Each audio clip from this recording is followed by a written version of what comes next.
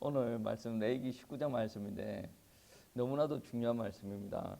여러분이 이 말씀이 19장에 있다. 레위기 19장에 있다. 오늘 확인했어요. 무슨 말씀이냐면 나 여호와가 거룩하니 너희도 거룩하라. 이 말씀이 있죠. 근데 여러분 의외로 이 말씀이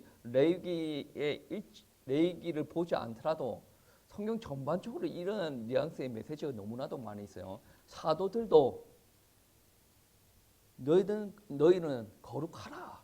왜? 여호와 하나님께서 거룩하니 너희도 거룩하라 라고 이야기하십니다. 그리고 주님께서도 지상 사역할 때 이러한 말씀을 종종 하셨거든요. 그러니까 오늘은 레위기 19장의 말씀이지만 이 19장의 말씀이 얼마나 중요하냐면 사도들도 종종 인용을 하고 주님께서도 인용하셨다라는 말씀이 되옵니다. 거룩하라라는 말은 신학적인 용어로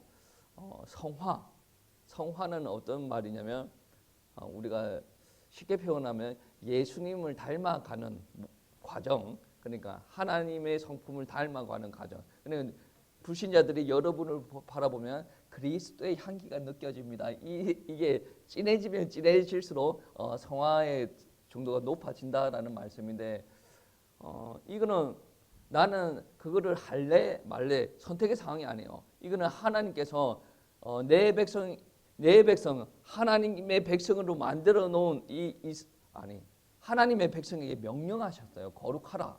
이거는 너희들의 선택의 개념이 아니에요. 그러니까 구원받은 하나님의 백성은 이 땅에서 성화된 삶을 살아야 그 다음에 오는 영화의 삶을 또 누릴 수가 있다라는 거예요. 이거는 우리가 선택할 수 있는 게 아니라 하나님께서 우리에게 그렇게 살라라고 명령하신 거예요. 여러분 한번 생각해 보세요.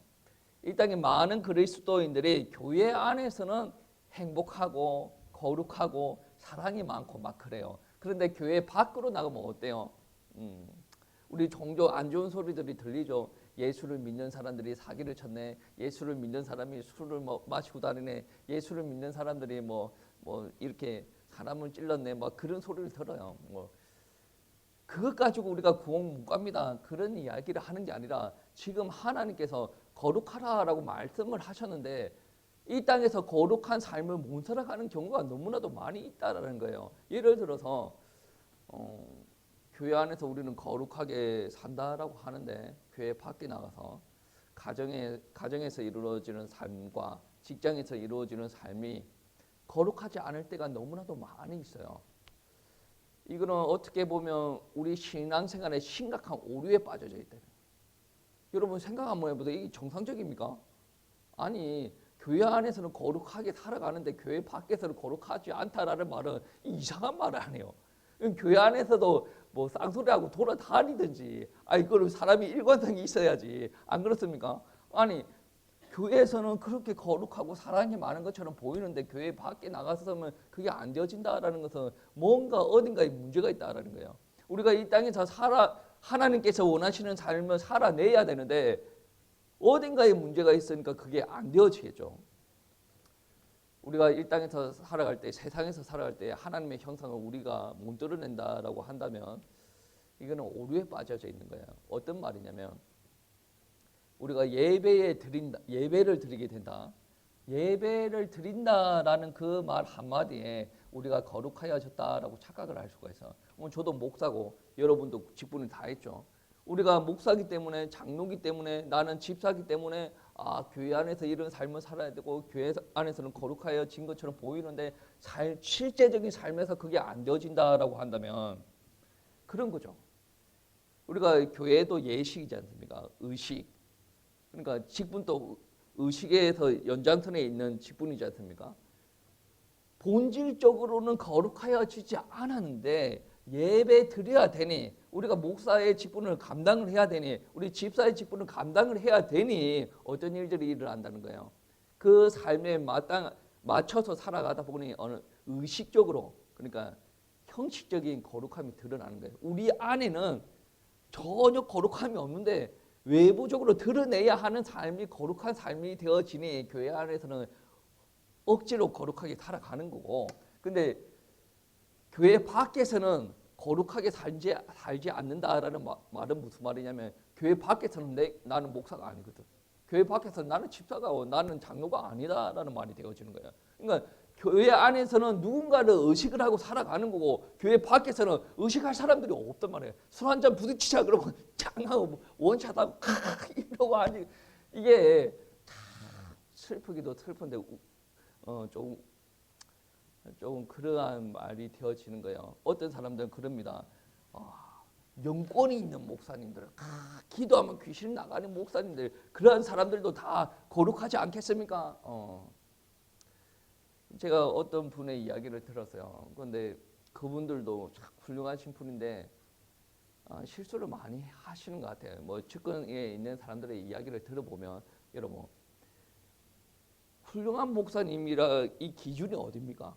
저는 참 훌륭한 목사님의 기준이 큰 교회 목사님도 훌륭한 목사님일 수도 있어요. 그러면 작은 교회 목사님이면 훌륭한 목사님 아니에요. 저는 뭐 아니다라는 말을 그렇게 단정적으로 하면 위험하다는 거예요. 뭐 귀신을 쫓아내면 훌륭한 목사님이고 그렇지 않으면 훌륭한 목사님 아닙니까? 물론 목사는 귀신 정도는 쫓아내야 되지 않습니까? 그런데 귀신을 쫓아낸다라고 해서 그분이 거룩한 삶을 산다라는 것은 그러니까 하나님께서 인정하시는 삶을 산다라는 것은 우리가 단정을 할 수가 없는 거예요. 마태복음 7장 22절 말씀해 보시면 이런 말씀이 있습니다. 주의 이름으로 선지자 노릇하며 주의 이름으로 귀신을 쫓아내며 주의 이름으로 많은 권능을 행하지 아니하였나이까? 라고 질문하는데 이 말씀을 듣고 마태복음 7장 23절 말씀에 예수님께서 어떻게 이야기하냐면 예언도 하고 권능도 행하고 신윤도 행하였는데 나는 너희를 도무지 알지 못한다라고 이야기합니다.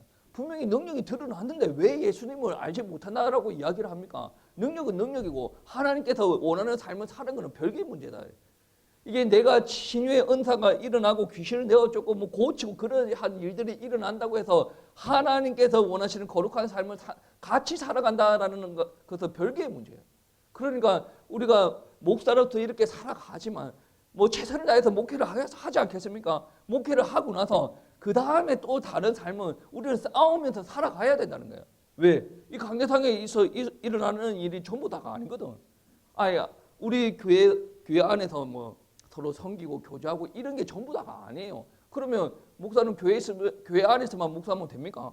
아니죠. 가정에서도 목사고 가정에서도 목회를 해야 되고 우리가 삶의 현장에서도 목회를 해야 되고 그 와중에 하나님께서 명령하신 그 사명을 우리는 지키고 나아가야 된다는 말씀이에요.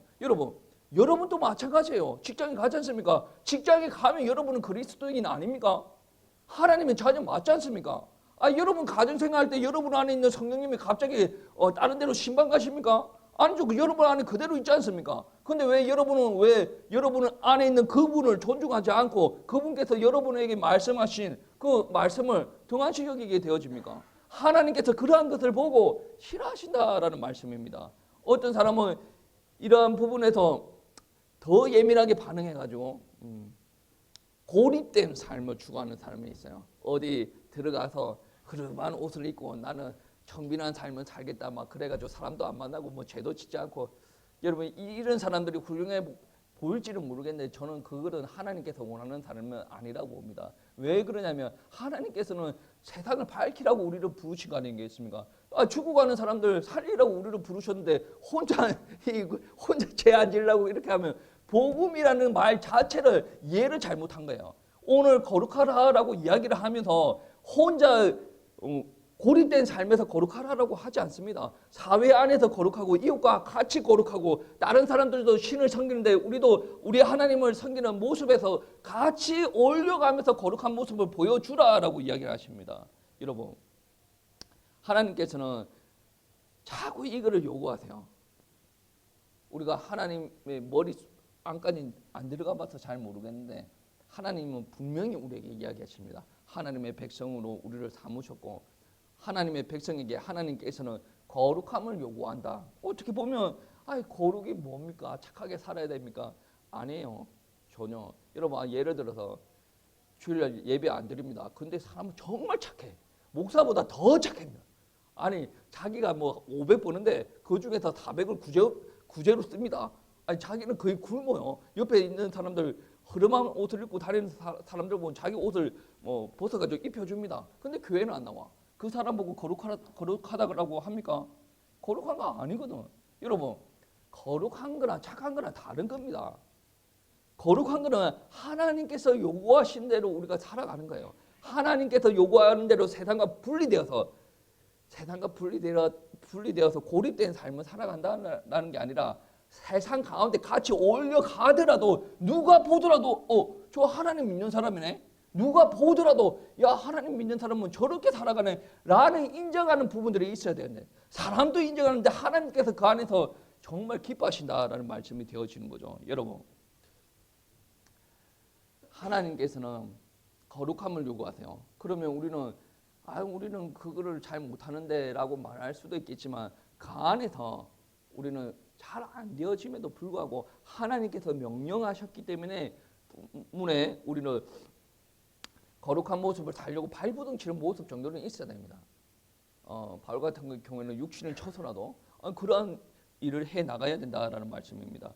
오늘 말씀해 보시면 말씀 그대로 구약의 말씀이지만 말씀 그대로 우리 삶에 적용해서 실천해 나가는 말씀이 꽤 있습니다. 3절 말씀 보세요. 너희 각 사람은 부모를 경외하고 나의 안식일을 지키라. 나는 너희의 하나님 여호와니라 라고 표현하고 있죠. 이게 거룩이란 말이에요. 나 여호와가 거룩하니 너희가 거룩하라 라고 말씀하시고 나서 뭡니까? 부모를 경외하라. 부모를 경외하는 사람이 거룩함이다 라는 거예요. 아니 우리 부모는 나한테 삿대질하고 엄청 나쁜 부모님인데 막 하나님께서 거룩하라라고 이야기하세요. 여러분, 부모가 나빠요. 나쁜 부모가 자식을 계속 학대를 했어요. 근데 어떤 아이는 둘 다 하나님을 믿는데 둘 다 하나님을 믿고 둘 다 학대를 받았어. 근데 한 아이는 부모한테 학대 받아가지고 치를 떨면서 나 부모 안 볼래라고 하고 왔어. 한 아이는 예수님을 믿고 나서 부모가 이해가 돼. 부모를 꼴보기도 싫은데 하나님께서 경외하라고 했으니까 자기 수준에서 최선을 다해서 경외하는 모습을 보이려고 합니다. 여러분, 누가 더 신앙생활을 잘하는 것 같아요? 현명한 거는 부모가 꼴보기 싫으니까 도망가는 게 더 현명하죠. 근데 하나님께서는 부모를 버리라고 한 게 아니라 나 여호와가 거룩하니까 너희도 그렇게 하라라고 한 게 경외가 거룩한 모습 안에 들어가 있는 거예요. 그러면 우리는 그렇게 살도록 발부둥 쳐야 돼요. 부모를 아무리 봐도 존경스럽지도 않고 막 그래도 그렇게 발부둥 쳐야 되네. 그리고 안식일을 지키라. 안식일을 지키는 게 거룩의 모습 중에 하나다라는 말씀이 되어집니다. 그러니까 안식일을 안 지키면 이거는 하나님께서 하나님의 백성에게 요구하시는 거룩이 없는 거예요. 그러면 하나님께서 그를 바라볼 때 기뻐하시겠어요? 자기는 맨날 기도합니다. 하나님 이거 도와주세요, 저거 도와주세요 기도하는데 하나님께서 그거 들으시겠습니까? 절대 듣지 않죠. 여러분, 금요철 때 히브리서 6장 7절 말씀 봤잖아요. 하나님께서 기쁘시게 하는 믿음이 있다라는 거예요. 근데 오늘 말씀에 거룩함이 빠진 믿음은 하나님께서 기쁘시게 하는 믿음이 아니다라는 말씀이 되어집니다. 여러분, 4절 말씀에 보시면 그런 말씀이 있죠. 너희는 헛된 것들에게 향하지 말며 너희를 위하여 신상을 부어 만들지 말라. 나는 너희 하나님 여호와이니라. 무슨 말이에요? 우상 숭배하지 말라는 거예요. 우상 숭배하지 말라. 어저께 우리 막내가 자고 있어서 큰아이 둘이 하루 종일 공부하고 밖에서 뛰어놀고 해서 뭐 저것만한테 TV 좀 보여달라 막 그랬어요. 그래가지고 동물농장을 좀 보여줬는데 어떤 집에서 개가 죽었는가 봐. 개가 죽어가지고 장사를 성대하게 치렀어요. 장사를 성대하게 치러가지고 그 뼈를 갈아가지고 차라리 뿌리든지 뼈를 갈아가지고 그 개가 너무 그려가지고 단지 안에 담아가지고 집에다 모셔놓은 거야. 거기다가 개 사진도 이렇게 그려놓은 거예요. 제가 그걸 보고 어이가 없어가지고 아니 저거는 하나님 안 믿는 사람이 저렇게 하는 거다. 개가 죽으면 아니 그렇게라도 장사 치러주고 싶으면 뼈를 뿌리든지 아니 묻어 주든지 하면 되지. 저까지 저래가 모셔다 놓고 그 사진 보고 뼈를 보고 그리워하는 거 이거 하나님께서 좋아하시는 거 아니다 이런 이야기를 했었거든. 근데 의외로 이런 사람들이 많다니까요. 여러분 집에서는 신주단지 뭐 그런 거는 없을지 모르겠지만 그 모셔놓는 것처럼 돈을 그렇게 생각하는 사람이 있어요. 내 세상 권력을 그렇게 생각하는 사람이 있다니까요. 내 자녀를 그렇게 신유단지 모셔놓던 채 이렇게 떠는 사람이 있다니까요. 그게 우상숭배예요. 하나님보다 내 돈이 더 좋은 거예요. 하나님보다 내 새끼가 더 좋은 거예요. 그게 우상숭배 아니겠습니까? 하나님께서 아브라함에게 네 독자 이삭을 드리라라고 이야기했죠. 여러분 드려야 됩니까? 말아야 됩니까? 여러분 선택인데 아브라함은 드렸단 말이에요. 그리고 나서 하나님께서 이제서야 네가 나를 경외하는 줄 알겠다라고 이야기해요. 여러분 입으로 믿는다라고만 고백하지 말고 여러분 움직이는 사람이 돼요. 그 움직이는 삶 속에서 주님께서 요구하시는 것 중에 하나가 거룩이라는 말이 되어집니다. 그리고 우상숭배 하지 말라라고 하고 나서 11절 말씀에 너희는 도둑질 하지 말며 속이지 말며 서로 거짓말하지 말며 라고 이야기하죠.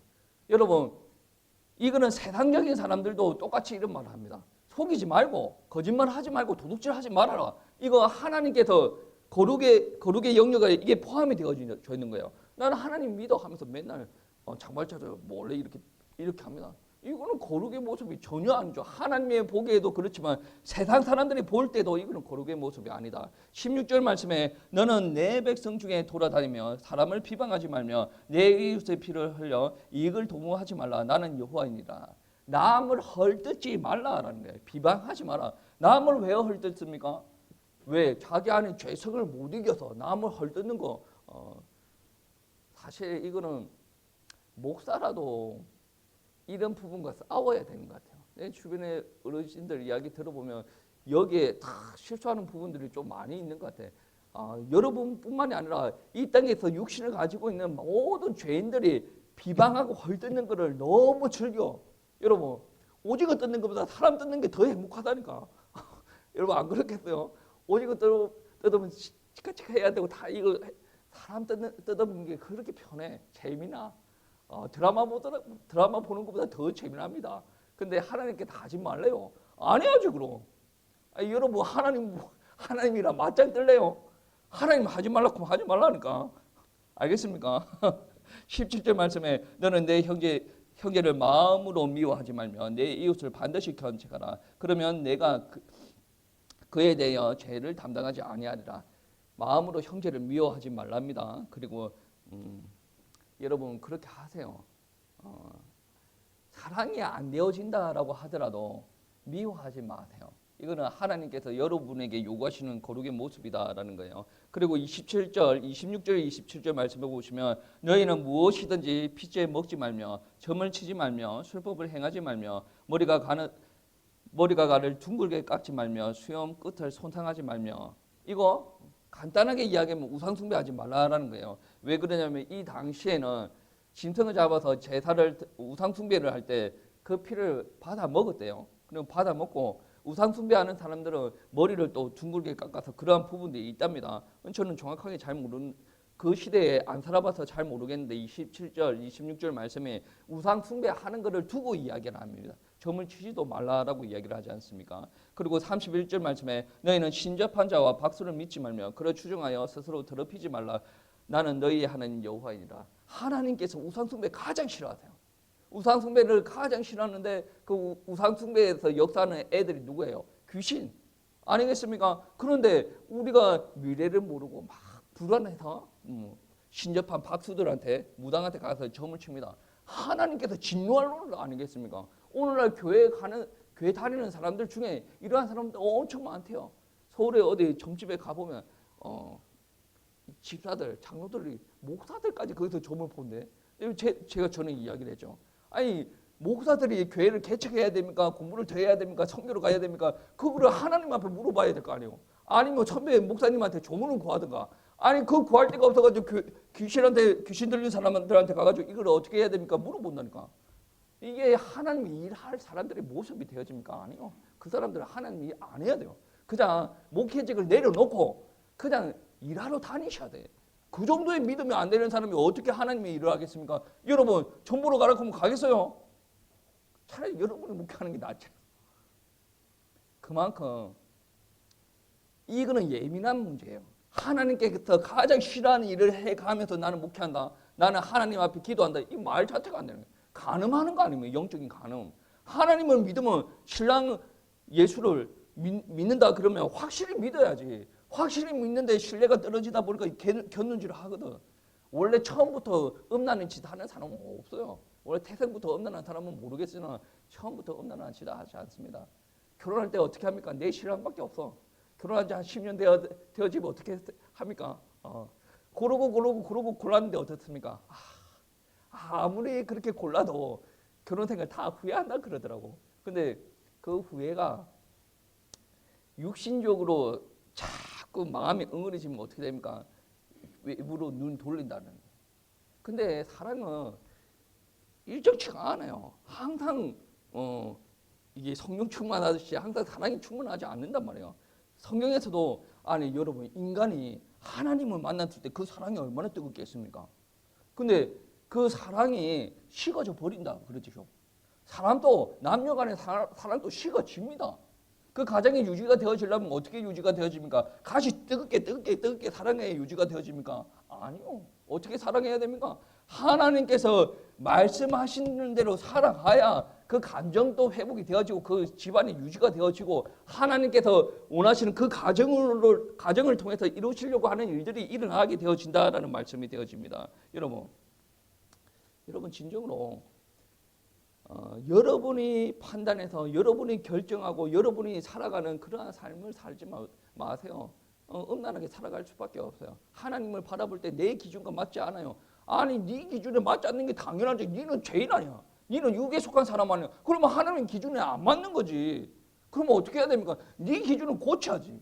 안 고쳐지면 믿음 달라고 이야기하든지 성령 충만 달라고 이거는 믿는 사람들한테 하는 이야기고 안 믿는 사람들한테 이 말이 안 통하는 거예요. 그러니까 믿음이 회복되어져야 우리가 이렇게 살아갈 수가 있다. 믿음이 정말로 믿는다라고 하는 사람들이 무당한테 가는 게 말이 되어집니까?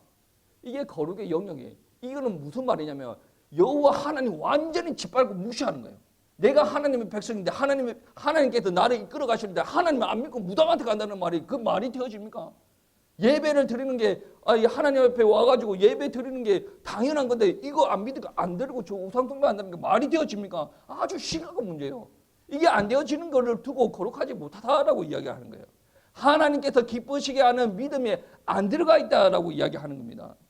여러분 32절 말씀해 보시면 너는 샘머리 앞에서 일어서고 노인의 얼굴을 공경하며 내 하나님인 여호와를 경외하라. 나는 여호와입니다. 여러분 다 젊었을 때 그러한 경험들이 있었죠. 나이 든 사람들 보면 냄새 나고 뭐 화도 자주 내고 뭐 저는 20대 때 제가 30살이 될지를 몰랐어. 그래가지고 저희 20살 때 30살을 보면 노인이라고 생각했습니다. 그런데 어느 순간에 제 머리에 흰머리가 나고 있어요. 이게 그래가지고 저 신대원 동기 전사님이랑 통화하는데 나 요즘 흰머리 나 큰일 났어 이런 이야기를 했어. 그러니까 그 동생이 뭐라고 하냐면 형 나 이번에 만으로 해서 40살은 벗어났어 이야기를 하는데 그 전도사가 엄청 축구를 열심히 하고 몸을 보면 저랑 달라요. 몸에 그냥 말 근육이야. 군살이 없어. 그러면서 요즘 하는 말에 형님 요즘에 저는 무리를 하면 가슴이 아픕니다. 예전에는 영국 축구 그러니까 손흥민이 있는 그쪽 영국 축구를 하면 12시 넘어가고 2시 넘어가도 그걸 봤대. 근데 요즘에 그거를 보면 몸이 아프대. 그래서 그거 안 하고 나 혼자 관리한다 막 그런 이야기를 해요. 그러니까 자기가 몸으로 못 느끼면 어른을 경외하고 노인을 공경하는 거 이게 안 와닿는다니까. 여러분 같이 있는데 기차를 타고 가는데 전철을 타고 가는데 임산부 요즘에 임산부석이 있어요. 노인석이 다 있어요. 그런데 내가 애를 임신을 하지 않고 내가 노인이 되어 보지 않은 이상 그냥 막 앉는 사람들이 있다니까. 그래 그런 사람들 보고 누가 존경을 합니까? 누가 거룩하다라고 합니까? 우리는 경험을 안 해봤지만 하나님의 말씀을 어떻게 합니까? 그래 노인은 공경하라. 여기 흰머리 있잖아요. 흰머리에 흰머리가 있어요. 흰머리 드신 분들은 공경하라는 거예요. 그리고 33절 34절 말씀해 보시면 거류민이 너희 땅을 거류하여 함께 있거든 너희는 그를 학대하지 말고. 거류민이라고 이야기하는 것은 우리식으로 표현하면 이방인 외국에서 온 사람들 그 사람들을 선하게 대우하라라는 거죠. 우리 지역에도 보면 인도 사람이 있고 뭐 유럽 사람도 좀 보이고 그리고 동남아 사람들도 좀 보이는 것 같은데, 근데 우리 한국 사람들 참 못된 게 뭐냐면 같은 사람 아니에요. 같은 사람이고 그런데 동남아 우리나라보다 못한다라고 하면 깔고 가요. 옆에 우리 딸의 친구들 보면 그런 걸로 마음 아파하는 경우들이 많이 있거든. 하나님을 믿는 사람은 어떻게 해야 됩니까? 우리보다 못 사는 나라에서 온 사람들도 사랑하라, 선하게 대하라. 그게 여러분 지금 이 시간에 윤리 시간 아니에요. 윤리 시간에 설교 시간이야. 하나님의 말씀이 그렇게 하라라고 말씀하시는 겁니다. 그러면 우리는 어떻게 반응해야 됩니까? 내가 이때까지 동남아 사람들 못 사는 사람들 무시했다. 그러면 지금부터 그렇게 하면 안 된다라는 말씀이 되어집니다. 여러분.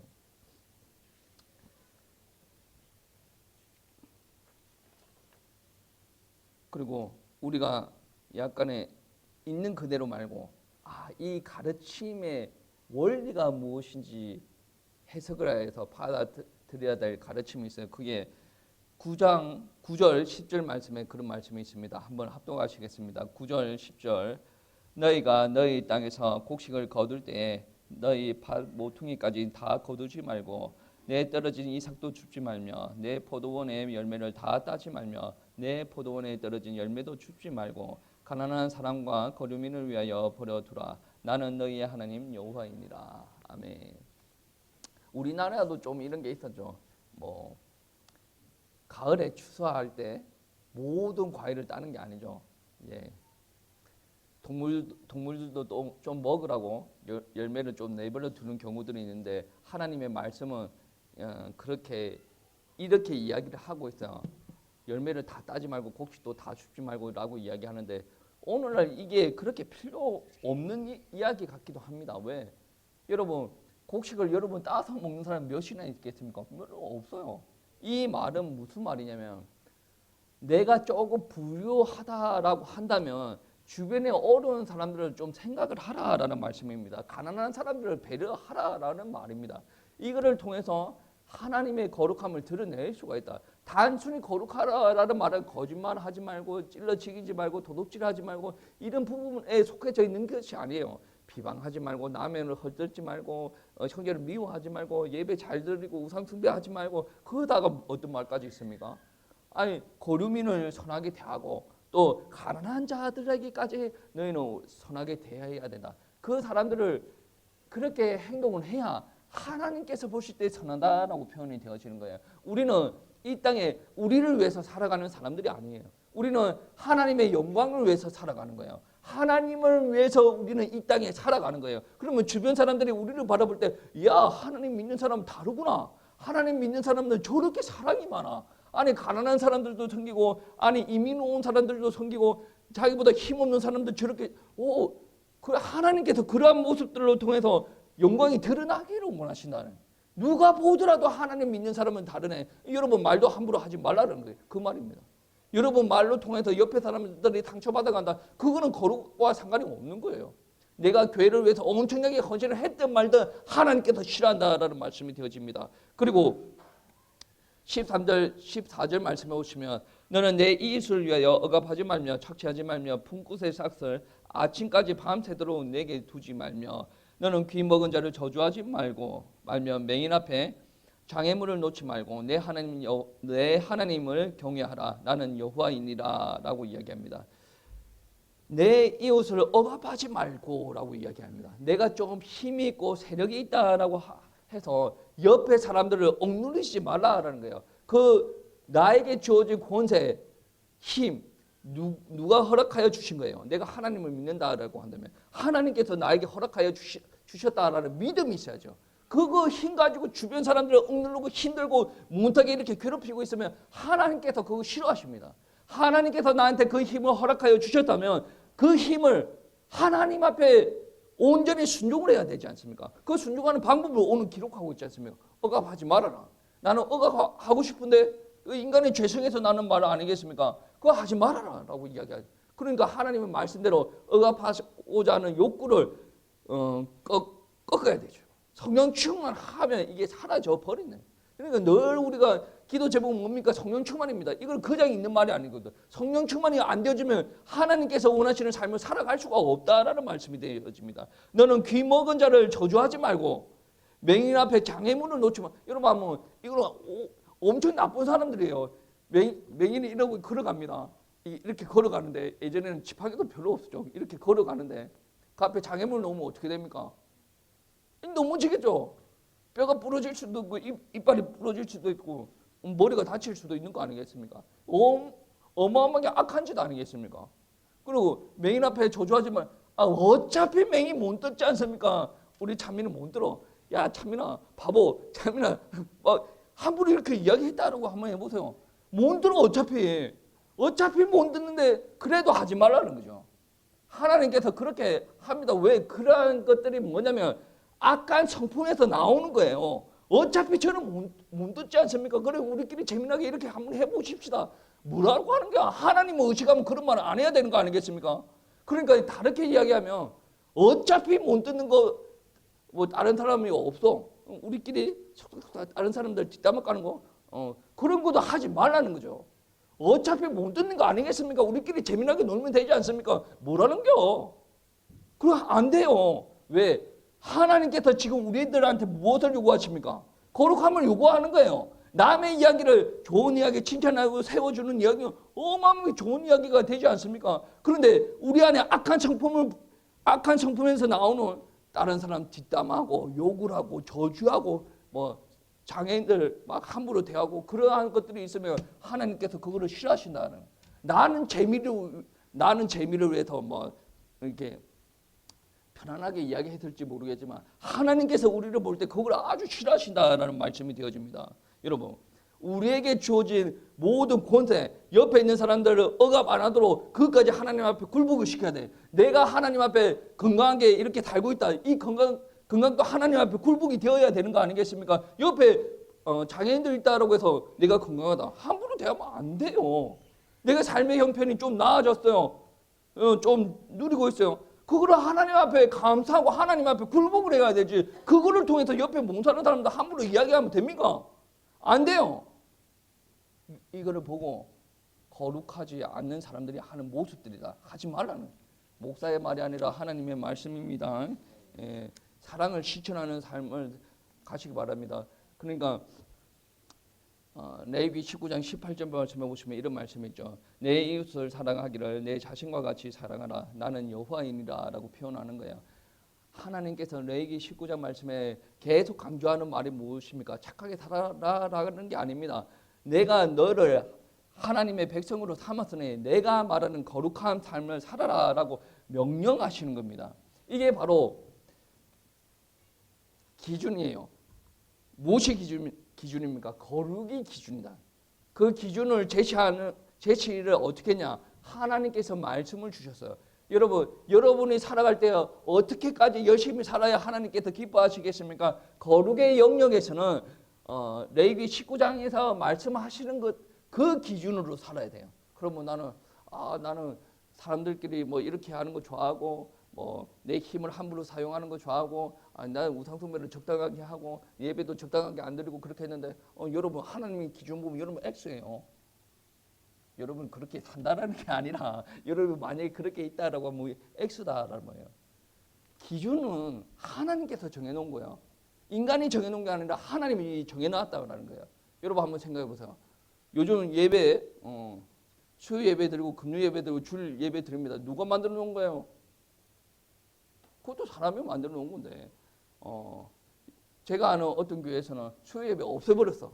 그건 누가 없애버렸어요? 하나님께서 없애라고 한 적이 없거든. 성경 말씀에는 매일 예배 드립니다. 구약시대에 매일 예배 드렸어. 신약시대에 매일 예배 드렸어.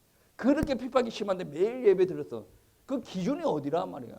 우리가 만들어 놓은 거, 그러니까 계속 선배들이 해왔던 거, 그리고 우리 아버지가 해왔던 거, 내가 해왔던 거, 그게 쌓이다 보면 전통이 되어지는데 전통이 무조건 나쁜 게 아니라 전통이 있으니까 이 교단, 이 기독교가 유지가 되어지는 거예요. 그런데 전통 안에 무엇이 들어가 있냐면 하나님의 말씀이 아닌데 사람이 자기네 식으로 판단을 하여서 만들어 놓은 게 있단 말이에요. 그게 하나님의 말씀이 아니라면 그걸 도려내야 되지 않습니까? 지금 우스갯소리로 어떤 교회에서 그런 이야기가 있었다라는 글을 들었습니다.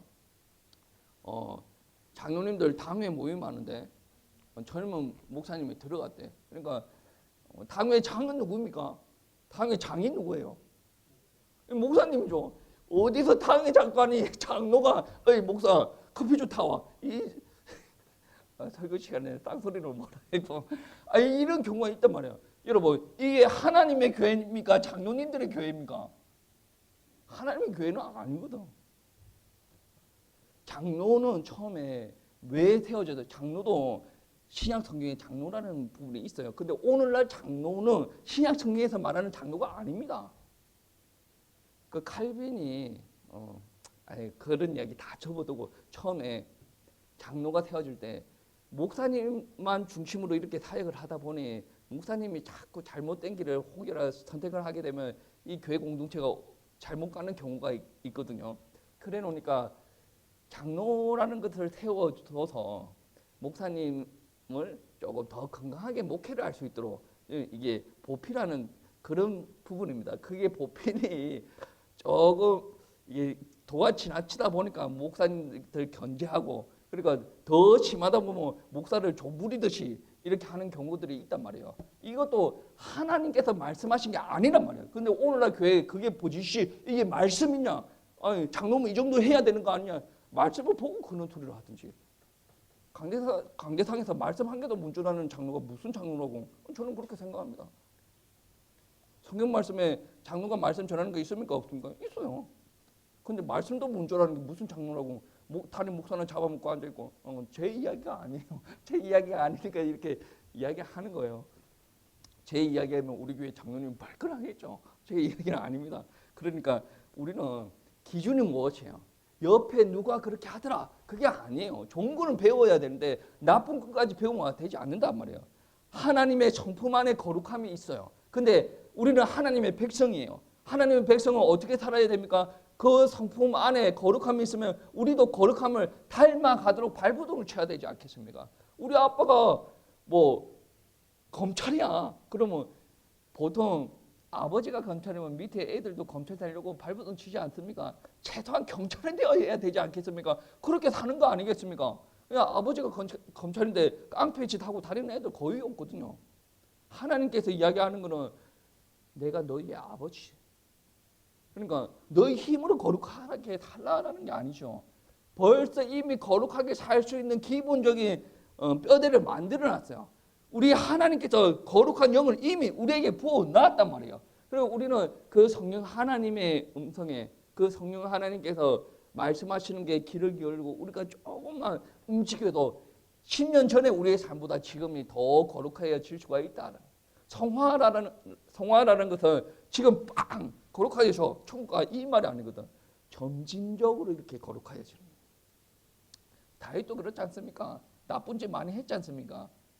그래서 하나님 나라에 못 간다라는 말이 아니라 점진적으로 깨달음이 있고 죄 속에서 다시 회개하고 하나님 앞에 가는 성화의 모습이 더 완성이 되어져 간다라는 거예요. 여러분, 성화, 거룩, 성결은 구원의 조건이 아닙니다. 구원의 조건이 아니고 구원의 열매예요. 우리가 구원받은 사람의 하나님의 영을 받고 하나님의 말씀 따라 가다 보면 우리들에게 거룩의 모습이 드러날 수가 있고 성결의 모습이 드러날 수가 있고 그러니까 세상 사람들이 우리한테 거룩의 모습을 요구하는 게 그렇게 문제 있는 시선은 아니다라는 거예요. 근데 우리가 잘 안 되어지죠. 그게 거룩이 얼마나 중요한지 모르고 살아가는 거예요. 그런데 오늘 성경 말씀에 거룩을 이야기하고 있고 예수님도 그렇고 사도들도 그렇고 거룩을 이야기하고 있단 말이에요. 신약 시대에도 주님께서 원하시는 게 바로 거룩이다라는 거예요. 예수를 믿지 않는 사람들은 윤리적인 삶을 살아갈 수는 있어요. 근데 거룩의 문턱 앞도 갈 수가 없어요. 왜? 하나님의 영이 안 들어간 사람 아닙니까? 성전이 아니란 말이에요. 근데 우리는 다른 사람이에요. 우리는 인격이 많이 부족해요. 배움도 부족해요. 말도 좀 거칠어요. 그래도 하나님께서 우리 안에 들어오셨다라는 것을 이미 성령께서 우리에게 들어오셨다라는 말이 되어졌어요. 그래서 우리가 조금씩 배우고 조금 성숙하여져 가면 지금보다 더 거룩한 모습을 다 드러낼 수가 있다라는 말씀입니다. 주님께서 그렇게 명령하셨어요. 그리고 주님께서는 기다리십니다. 어떠한 모습까지 거룩의 모습이 드러날 수 있을 때까지. 그게 레위기 19장 말씀의 가르침입니다. 이렇게 사세요 저렇게 사세요가 아니라 기본적으로 하나님께서 거룩하게 살아라 라고 말씀하십니다. 이 말씀에 순종하시고 거룩의 모습이 회복되어지는 이 갈보리 교회가 되시기를 축복합니다.